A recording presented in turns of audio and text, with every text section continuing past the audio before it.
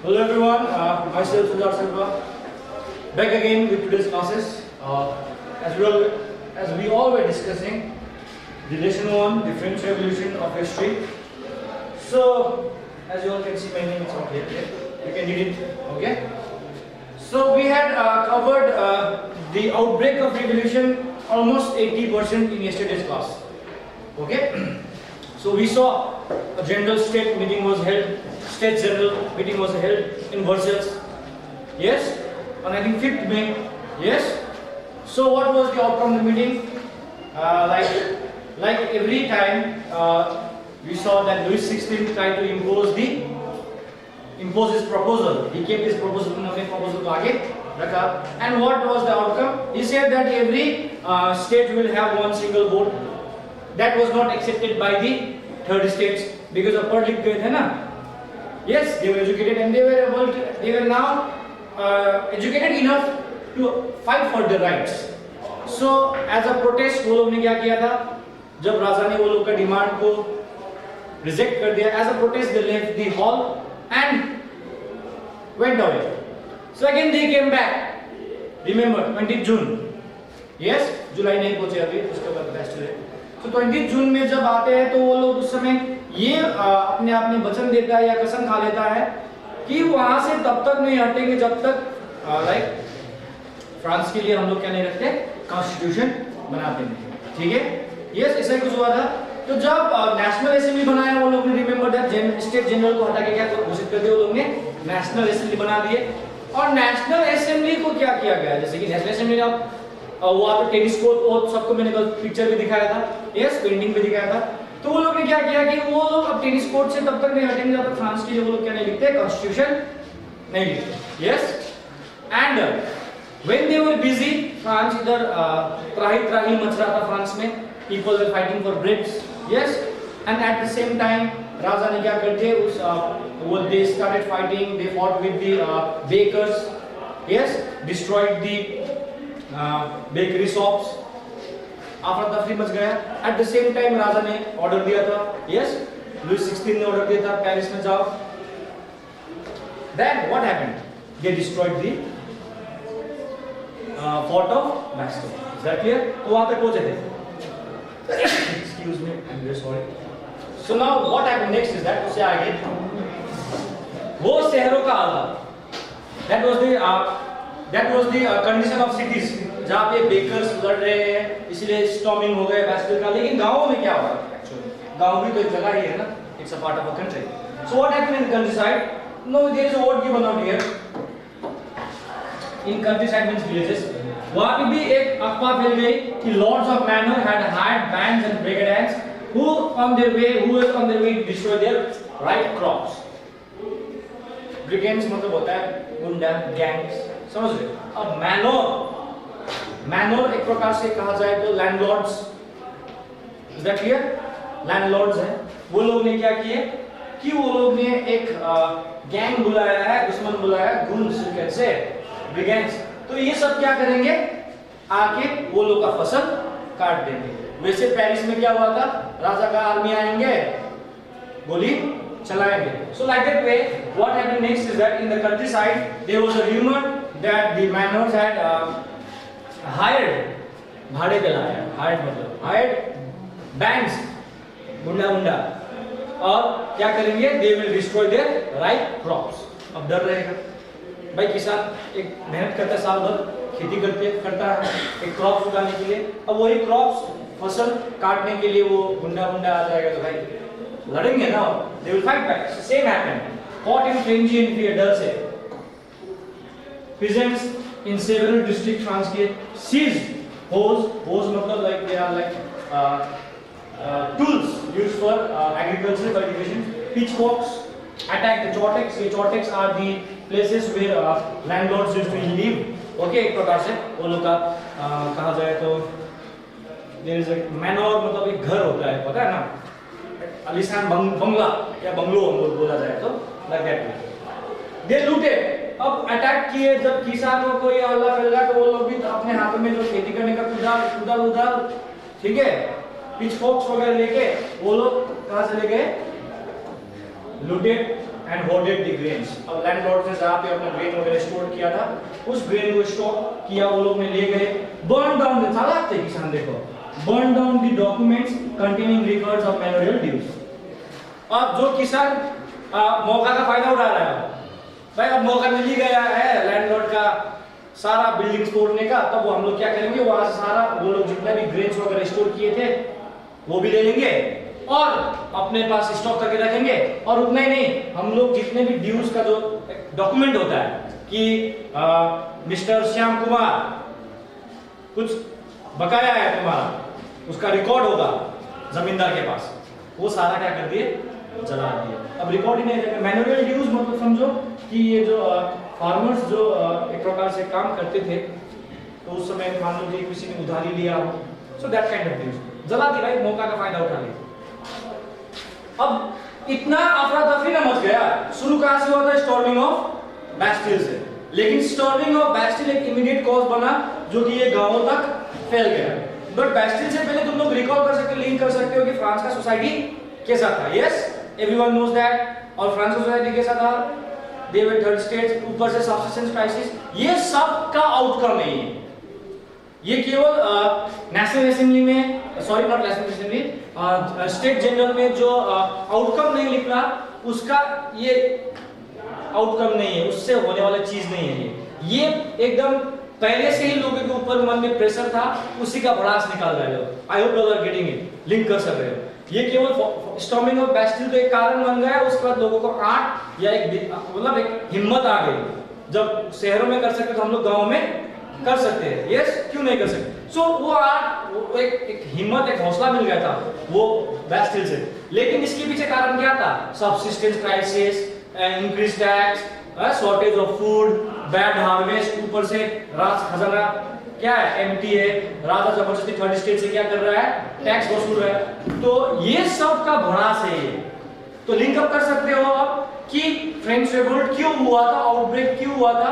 Outbreak हुआ था जब स्टॉर्मिंग ऑफ बैस्टिल वगैरह हुआ था, वहां से लोग देश भर में क्या करने लग गए, तोड़फोड़ करने लगे। लेकिन तोड़फोड़ का कारण क्या था, हम लोग पहले ही मैंने स्टार्टिंग में था, क्लाइमेक्स पहुंचने से पहले हम लोग ने देखे ना स्टोरी कि क्या हुआ था, फ्रांस का सिचुएशन कैसा था, लोग मर रहे थे ना, they were struggling to live, they were struggling to earn their livelihood, it was such a situation in France. So हम लोग भी आज के दिन में ऐसा हुआ था, why we will question the government, no, आज के दिन for example छोटा सा भी कुछ महंगाई बढ़ रहा है, example अब बढ़ तो रहा है, example, so we can question the government कि why is it rising, yes we have the right, but यहाँ पे अधिकार नहीं ना है, यहाँ पे अधिकार नहीं ना है। बेचारा इस बार जो मीटिंग भी किया था वो मजबूरी में किया था, अगर वो नहीं होता तो डायरेक्ट इंक्रीज कर देता, क्योंकि अब क्या था, फ्रांस के ओल्ड रिजाइम में जो टैक्स इंक्रीज का प्रपोजल था वो तीनों स्टेट से मीटिंग रखने के बाद ही होना चाहिए। अगर वो भी एक क्राइटेरिया नहीं होता तो लुइस 16 डायरेक्ट टैक्स इंपोज कर देता, बेकार मजबूर था उस समय। तो समझे। अब यहाँ अब इतने सब कुछ हो रहा है गाँवों में, शहरों में, अब नोबल्स की जान को क्या है, खतरा है। अब एक किसान को बहुत गुस्सा आ गया, उसका बहुत उसको ठगा हुआ है कि नोबल उसके सामने दिखाई दे, ये मौके पे मार देगा ना, he will obviously kill you. So they fled from their homes.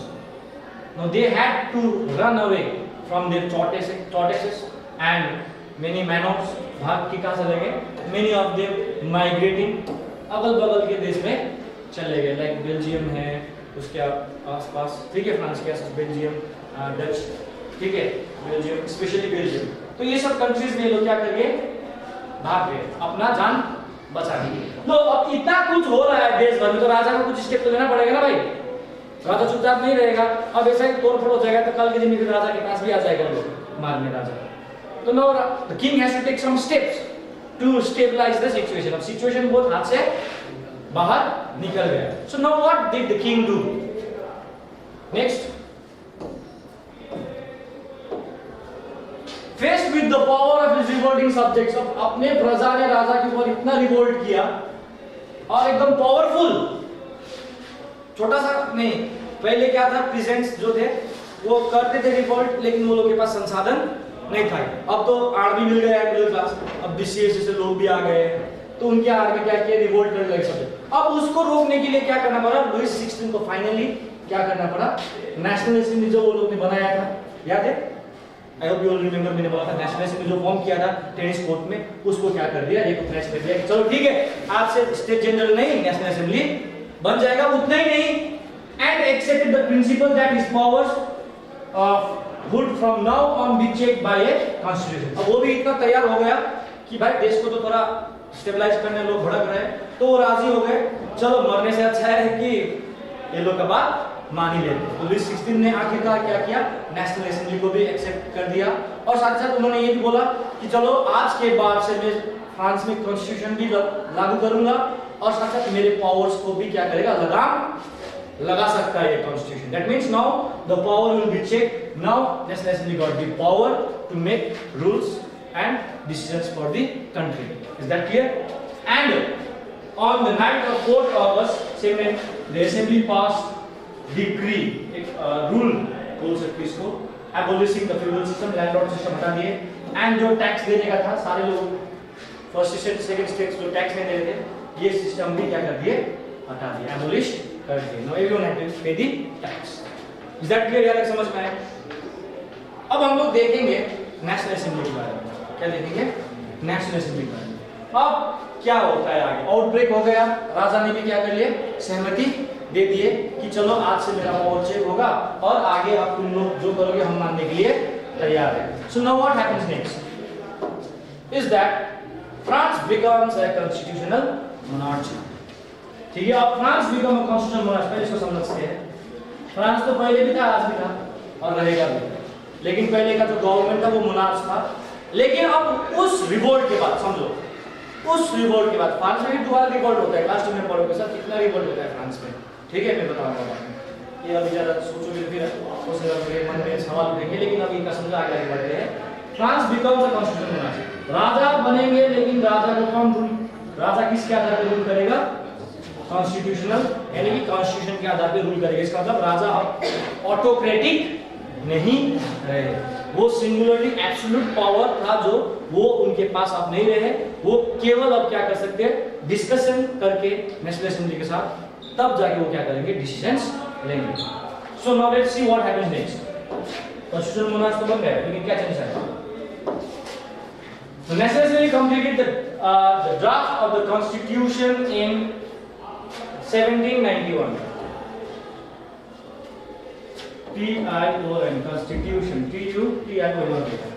अब 1790 पहला कॉन्स्टिट्यूशन था, लेकिन फिर दोबारा भी बनता है बाद में, पढ़ोगे तुम लोग फ्यूचर में।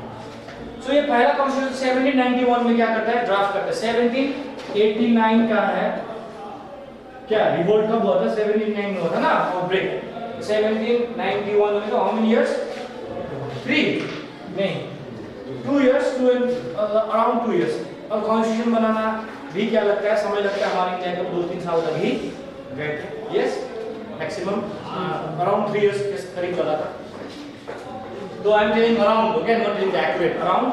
एंड 1789 में हुआ था, तो फ्रांस को भी क्या, अब तुम लोग सोच रहे होंगे कि नेशनल असेंबली 2 साल तक कहाँ पे पढ़े, टेनिस कोर्ट में बैठे थे क्या, हाँ वो लोग तो सोचते थे ना कि जब तक फ्रांस के लिए कॉन्स्टिट्यूशन ड्राफ्ट नहीं करेंगे हम लोग नेशनल असेंबली वाले टेनिस कोर्ट से हटेंगे नहीं, ऐसा नहीं है, वो लोग हटे होंगे क्योंकि स्टेबलाइज होगा सिचुएशन, तो वो कोई 2 साल लगे। लेकिन अब उसका मेन ऑब्जेक्ट क्या था, अब जो कॉन्स्टिट्यूशन बना फ्रांस में, समझ रहे हो ना बात, जो कॉन्स्टिट्यूशन बना उसमें क्या बना, it was main object was कि राजा का पावर को क्या कर दे, लिमिट कर दे। राजा जो इंडिपेंडेंटली डिसीजंस ले रहे थे, अपने मनमानी कर रहे थे, this all the powers were now limited by the constitution. This power, instead of being concentrated in the hands of one person, were now separated and assigned to different institutions like the legislature, executive and judiciary. So जो पहले power किसके पास था, one hand, यानी कि राजा के हाथ में था अकेले, yes, he used to take all the decisions. अब कॉन्स्टिट्यूशन ने क्या बोल दिए कि instead of giving power in the hands of king, now it should be distributed on various organs, that is like legislature, executive and judiciary. ये तीनों को अलग-अलग पावर बांट दी जाएगी, now power sharing हो रहा है। This made France a constitutional monarchy. That means अब ये सब हो गया, संविधान में ये सब चीज दिखा गया है, देख रहे हो ना। और इससे क्या हुआ है, फ्रांस को कॉन्स्टिट्यूशन मिल गया, मोनार्च भी नहीं हटा, राजा नहीं हटा, लेकिन राजा है, लेकिन क्या किया गया है, उनका पावर्स को क्या कर दिया गया है, लिमिट कर दिया, इट वाज लिमिटेड। ठीक है, सो नाउ व्हाट हैपेंस नेक्स्ट, इतना ही नहीं। अब तुम लोग सोच रहे हो भाई कि इतना कुछ हुआ, आज को कॉन्स्टिट्यूशन बन गया, अच्छा हुआ, ऐसा नहीं होता।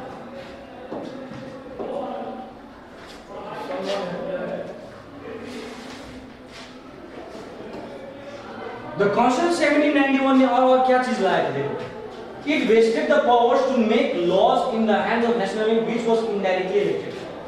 अभी बताएंगे, ये सब पढ़ेंगे हम लोग। अब कॉन्स्टिट्यूशन सबसे पहली बात तो पावर किसको दे दिया,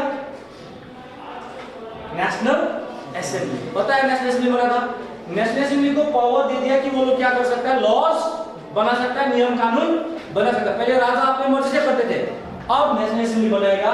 जो नेशनल असेंबली था वो इनडायरेक्टली इलेक्टेड था। अब देखो मैं बता रहा हूं,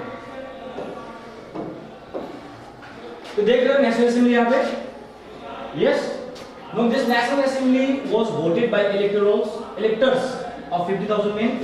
ठीक है, अब देखो एक्टिव सिटीजंस पढ़ेंगे ये सब। एक्टिव सिटीजंस क्या कर रहे थे, वोट कर रहे थे। इलेक्टर्स ही क्या करते थे, बाद में नेशनल असेंबली को चूज करते थे।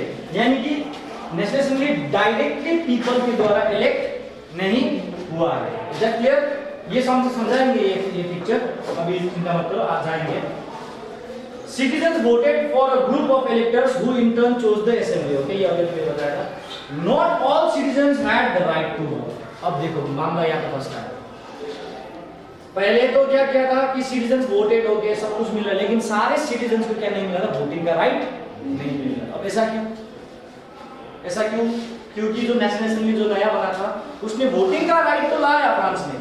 ठीक है, जैसे वो लोग ने बात भी किया था स्टेट जनरल में वोटिंग के राइट्स के लिए। वोटिंग का राइट्स तो वो लोग ने लाए फ्रांस की सोसाइटी में, but they did not give all the people the right of vote. यानी कि सारे लोगों के पास वोटिंग का अधिकार नहीं दिया।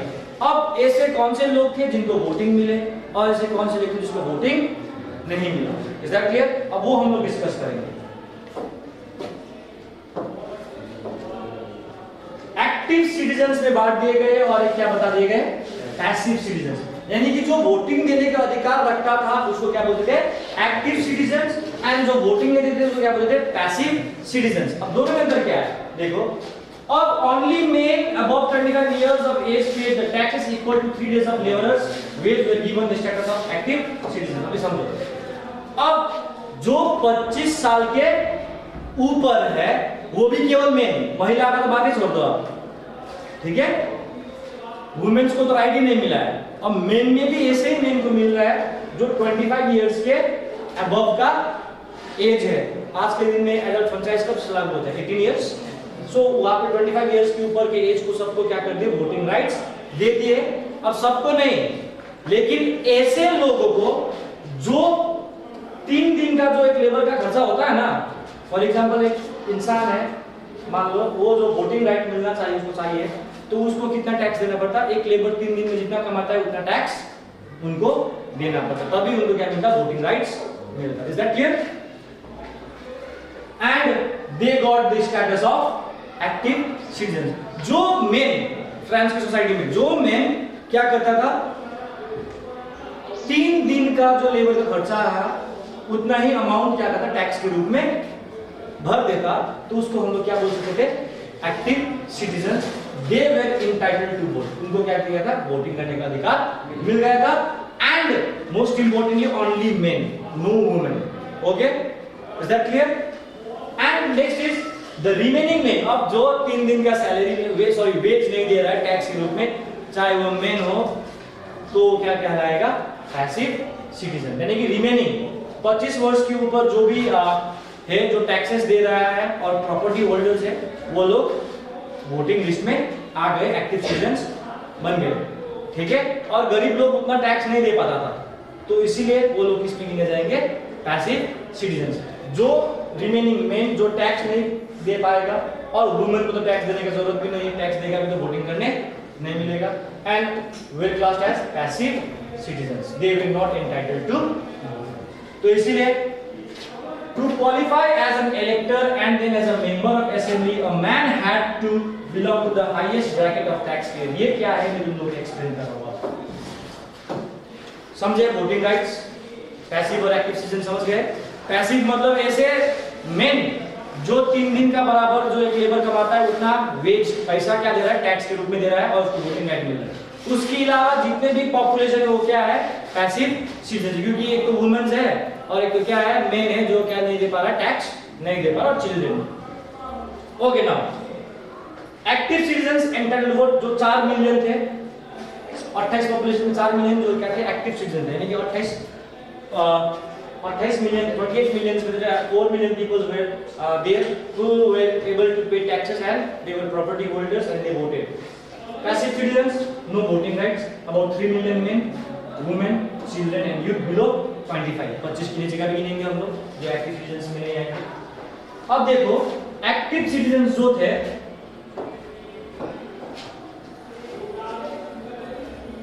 देखो, अब जो अभी हमने बोला था वो हाईएस्ट एक इलेक्टर बनने के लिए ये जगह पे जाने के लिए क्या चाहिए था, तुमको एक ऐसे लोग जैसे कि 20 है फॉर एग्जांपल, 20 में से जो हाईएस्ट टैक्स पे करता है उनको ही क्या बनने का मौका मिलता, इलेक्टर्स बनने का मौका मिलता, जो क्या बनाता, नेशनल असेंबली बनाता। It's given in diagram, it's very simple. अब देखो 4 मिलियन में क्या करेंगे, लोग वोट दे रहे हैं, उनमें से 50,000 में ऐसे रहेंगे जो क्या रहेंगे, हाईएस्ट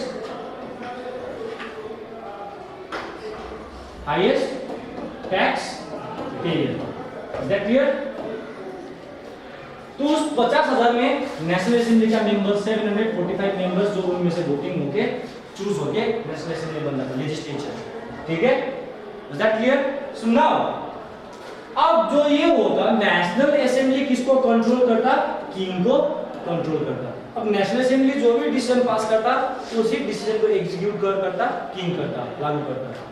और मान लो जब एक्टिव सिटीजन पैसिव सिटीजन में झगड़ा हो गए तो उसको सुधारने के लिए क्या है, जुडिशियरी है, इंडिपेंडेंट जुडिशियरी। अब मिनिस्टर्स भी है फ्रांस में, उस मिनिस्टर्स को भी कौन कंट्रोल करता है, नेशनल असेंबली। यानी कि एक प्रकार से नेशनल असेंबली क्या बन गया, नया राजा जैसा बन गया, लेकिन राजा नहीं है, एक गवर्नमेंट है। Is that clear? So now समझ गए 50,000 में जो है ऐसे ही मेन है जो क्या है, हाईएस्ट टैक्स पेयर, उनमें से 745 मेंबर्स क्या करेंगे, नेशनल असेंबली फॉर्म करेंगे।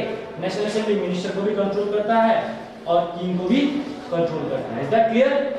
एंड जज जो था डायरेक्टली वोट होता था, क्या होता, डायरेक्टली एक्टिव सिटीजंस को वोट होता। बेचारे अब ये लोगों का क्या हाल है, फ्रांस में तो बदलाव आए लेकिन इवन दो इक्वलिटी नहीं आई।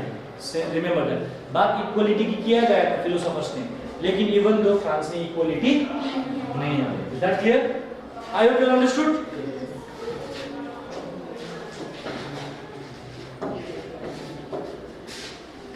कॉन्स्टिट्यूशन शुरू कहां से होता है, देखो कॉन्स्टिट्यूशन लिखा गया है तो कुछ ना कुछ हमारे इंडिया का कॉन्स्टिट्यूशन क्या प्रीएम्बल शुरू होता है ना, preamble of India something something I सोलमनली sovereignty something secular democratic country, ऐसा कुछ तो लाइक दैट वे।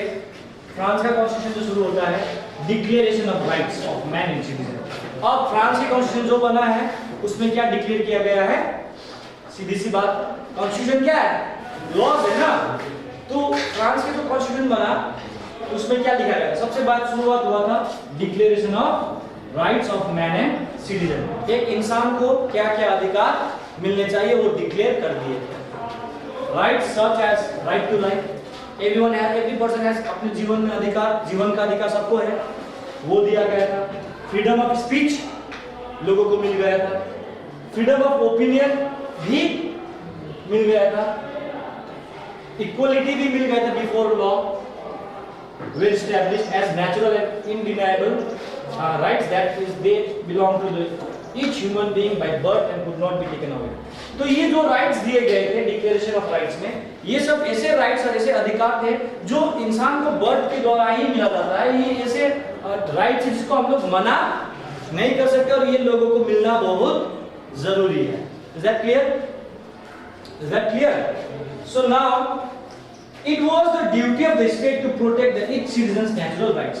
तो जो नेशनल असेंबली ने जो ये कॉन्स्टिट्यूशन पास किया उसके तहत लोग ने क्या समझा, अपना एक जिम्मेदारी समझा कि ये जो मानव अधिकार है ये सबको प्रोटेक्ट करके रखना है। तो इसीलिए फ्रांस का जो कॉन्स्टिट्यूशन बना, डायरेक्ट डिक्लेरेशन ऑफ राइट्स जो है यही से होता है कि इंसान को क्या क्या अधिकार मिलने चाहिए, जैसे कि right to life, right freedom of speech, freedom of opinion expression, equality before law were established. Okay, ये सारे चीज एस्टैब्लिश किए गए थे, लेकिन केवल वोटिंग राइट्स को लेके ही मामला फंसा हुआ था। Is that clear?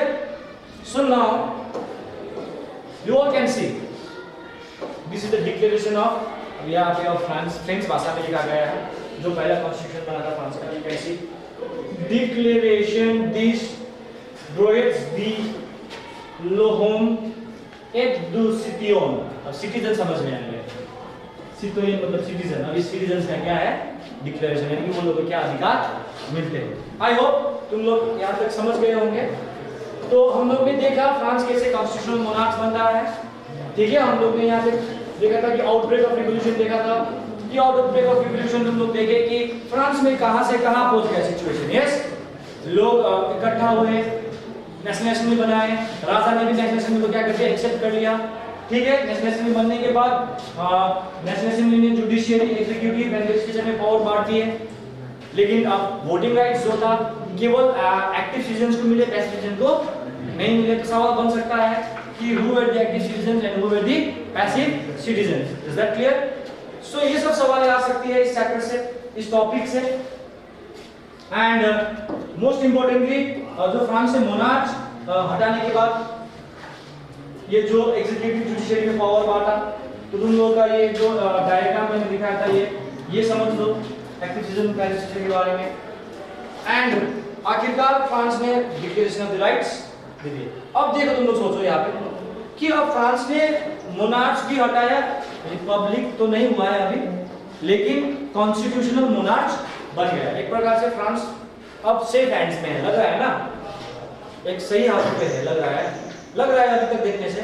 तो लेकिन आगे क्या होता है, कॉन्स्टिट्यूशन तो बन गया, मोनार्च भी है, लेकिन उसको अब वो इंडिपेंडेंट नहीं है, ठीक है, उसके पास लगाम लगा दिया है। तो अब आगे फ्रांस में कैसे सिचुएशन प्रिवेल करता है, तो देखने में लग रहा है कि फ्रांस शांति आएगा, यस। लेकिन अब आगे जो ये नेशनल असेंबली बना था वो कैसे वर्क करेगा, ये कैसे काम करेगा। Is that clear? So now okay, मुझे हमेशा ये फ्रेंच रिवॉल्यूशन पढ़ाते समय एक सवाल आता है। चलो ठीक है, पहले तो वोटिंग राइट्स का बात की है, is that clear? Voting rights का बात की है, लेकिन वो लोग ने पैसिव सिटीजन्स को क्यों वोटिंग राइट्स नहीं दिए होंगे? एक प्रकार से सोचो, चलो सही है वो लोग नहीं दिए, वो गलत है, लेकिन क्यों नहीं दिए होंगे? Can you link up? In my opinion, I don't know what history says, okay, but in my opinion, what I feel is that it was no, it's not about not educated. It's about like they knew it from the beginning. Remember, I will tell you something. When Louis XVI was in the throne, what was the situation? Treasury was empty. अब national assembly आएगा तो treasury आसमान से उतर नहीं आएगा ना, उसको उसी ट्रेजरी से क्या करना है, काम करना। सबको इक्वल राइट्स दे दिएंगे तो सबको वोट तो देंगे, लेकिन इनकम नहीं। थोड़ा पैसिव को थोड़ी देर के लिए हटा दिए, मेरे हिसाब से, in my opinion, okay, I am not going to any other, in my opinion passive citizen को तो हटा दिए थोड़ी देर के लिए, हो सकता है। जैसे कि अब इतना बड़ा पॉपुलेशन में इतना गरीब पॉपुलेशन है, इनको हटा दिए, इतना अमीर है, एक तो सबको वोटिंग राइट्स चाहिए, अब क्लर्की को भी चाहिए, नोबिलिटी को भी चाहिए। अब वो लोग तो अमीर है, क्या है, वो लोग तो अमीर है, तो पैसा कहां से हटेंगे? अमीर से नहीं हटेंगे, अमीर से नहीं हटेंगे। सो नाउ एक प्रकार से अपने इकोनॉमी को स्टेबलाइज करने के लिए वो लोग ने वोटिंग राइट्स देने के लिए क्या घोषित किया था, टैक्स घोषित किया था। तो अमीर लोग जो पहले से ही पैसा लूट रहे थे, वो लोग तो वोटिंग राइट्स चाहिए उनको, तो वो क्या करेंगे, टैक्स तो पे करेंगे ही। तो एक प्रकार से क्या आएगा, इनकम आएगा। So it's my reading, okay, whether it can be true और फॉल्स, भले ऐसा ना हो, लेकिन in my opinion what I see this is that. तो वैसे ही तो नहीं रोके होंगे ना। So anyone has doubt regarding this chapter topic जो अभी recorded? France becomes a constitutional monarch. Simple सी बात है, फ्रांस कॉन्स्टिट्यूशनल मोनार्च कैसे बना? तो राजा ने क्या कर लिया? एक्सेप्ट कर लिया था, बताया सबको। आउटब्रेक ऑफ रेवोल्यूशन में राजा ने क्या कर लिया था? एक्सेप्ट कर लिया था कि नेशनल असेंबली बनेगा, कॉन्स्टिट्यूशन के बारे में भी एक्सेप्ट कर लिया था, and many more. And after that what happened is that कि नेशनल असेंबली ने कॉन्स्टिट्यूशन बना लिया, राजा के पावर को लगाम लगा दिया, जिस सेंटर के जगह पे लगाम बोलते हो ना, सेंटर फेस जो रखे जुबा पे लगाम, हम बोले लाइक दैट वे ओनली राजा के पावर को अब क्या कर दिया? लगाम लगा दिए। और क्या हुआ फाइनली? अब मोनार्च तो थे, लेकिन मोनार्च कैसे बने? कॉन्स्टिट्यूशन के आधार पे चलने लगे, एक देश का एक रिपब्लिक। अब ये फ्रांस किसके आगे, किसके प्रति बढ़ रहा है? रिपब्लिक की ओर बढ़ रहा है। So we'll see in the next chapter कि फ्रांस पहले कॉन्स्टिट्यूशनल मोनार्च बना, उसके बाद फिर नया बदलाव आता है, वो है France becomes republic. France becomes a republic. अब रिपब्लिक कैसे होता है वो हम लोग नेक्स्ट क्लास में डिस्कस करेंगे। Till then stay safe, thank you.